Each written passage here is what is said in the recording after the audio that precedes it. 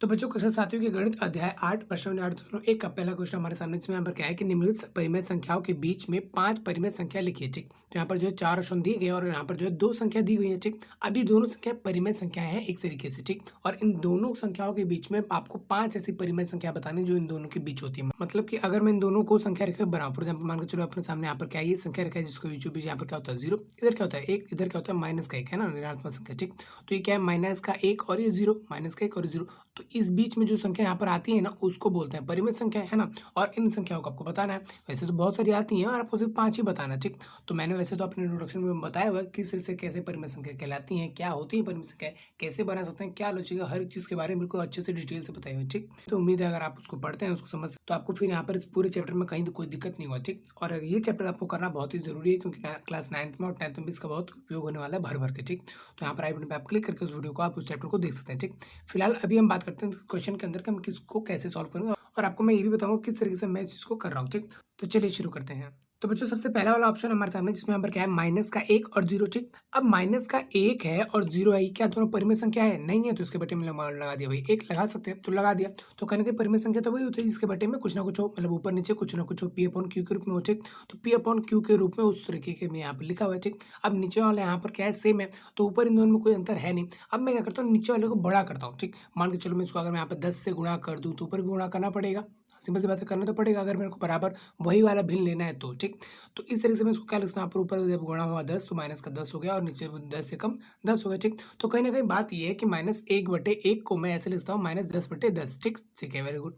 अब नीचे यहाँ पर भी 10 करना है तो नीचे 10 से गुणा किया तो ऊपर भी गुणा करना पड़ेगा, किससे 10 से, तो नीचे गुणा किया तो नीचे क्या हो गया यहाँ पर 10 और ऊपर क्या हो गया यहाँ पर 0, किसी गुणा करने पर 0 ही होता है तो ऊपर हो गया 0। ठीक, तो अब यहाँ पर आपके सामने देख पा रहे हैं यहाँ पर दोनों में क्या है, नीचे 10-10 है और ऊपर यहाँ पर माइनस का 10 और यहाँ पर 0 है। ठीक, लेकिन ऐसी कोई बात नहीं कि यहाँ पर हम अलग अलग संख्या ला रहे हैं, ये संख्या वही है, मतलब इसको मैं इस तरीके से लिख सकते हैं, इसको बोलते हैं समतुल्य, मतलब इसके बराबर ही है, ये भिन्न एक ही बात है। ठीक, इसको काटूंगा तो सेम यही चीज बनेगी और इसको काटूंगा तो सेम यही चीज बनेगी। ठीक, तो कहीं ना कहीं मैंने इसको दूसरे रूप में लिख लिया है। अब जो इनके बीच में संख्याएं आएंगी उसको हम बता देंगे, सिंपल। तो यहाँ पर देख सकते हैं आप सभी, यहाँ पर नीचे क्या है इन दोनों में है 10-10 और ऊपर क्या है माइनस का 10 और 0, तो 0 उस तरफ बढ़ेंगे क्योंकि माइनस का निशान है तो संख्या रहेगा पर सिंपल सी बात है 0 तो इधर रहेगा और माइनस का 1 इधर रहेगा, माइनस का 10 भी इधर कहीं होगा, तो इस तरीके से आगे बढ़ेगा। ठीक, तो कहीं ना कहीं 0 से इधर बढ़ेगा तो क्या आएगा यहाँ पर 1, माइनस का 2, माइनस का 3, माइनस का 4, माइनस का 5, माइनस का ऐसा करते हुए माइनस के 9 तक बढ़ेगा और सबके बटे में क्या लगाना है आपको 10 लगाना है। ठीक, तो इस तरीके से आपको जो यहाँ पर संख्या मिली इसको बोलते हैं परिमेय संख्या। ठीक, कोई सी भी आप 5 परिमेय संख्या को बता सकते हैं, इससे ज्यादा नहीं बताना, जितने पूछा उतने बताना है। ठीक, सिंपल सी बात है, क्या करना क्या है,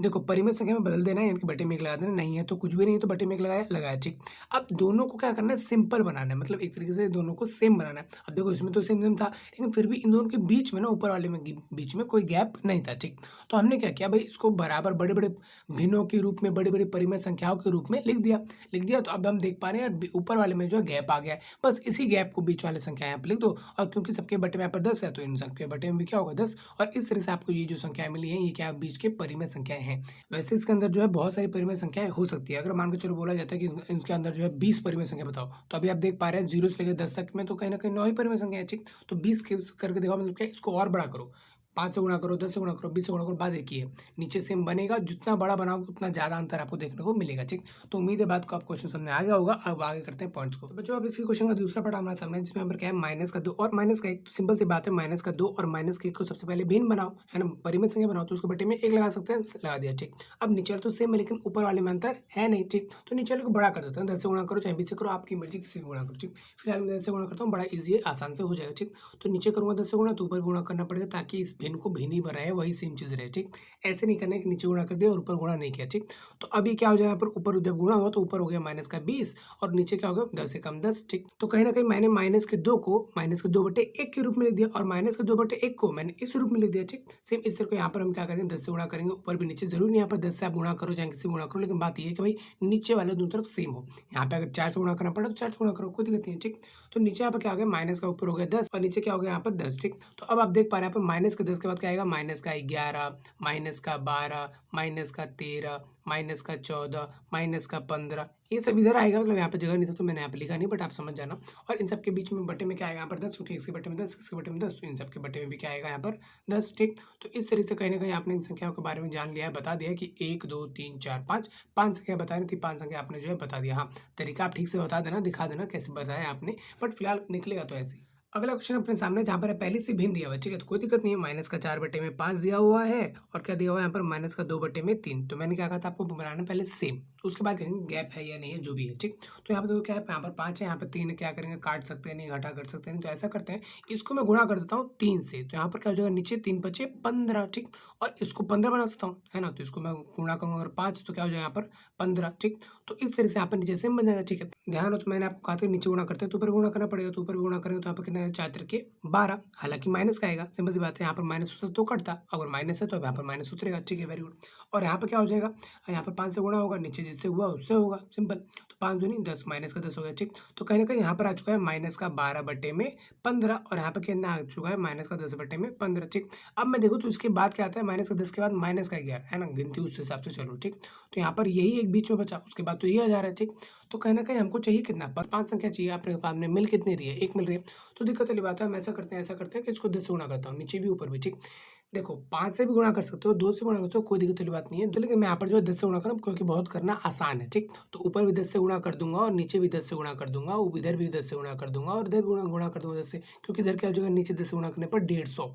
ठीक, तो यहाँ पर 150, चलिए लिख दिया मैंने 150, और ऊपर गुणा करने पर क्या हो जाएगा माइनस का 120। ठीक, वेरी गुड।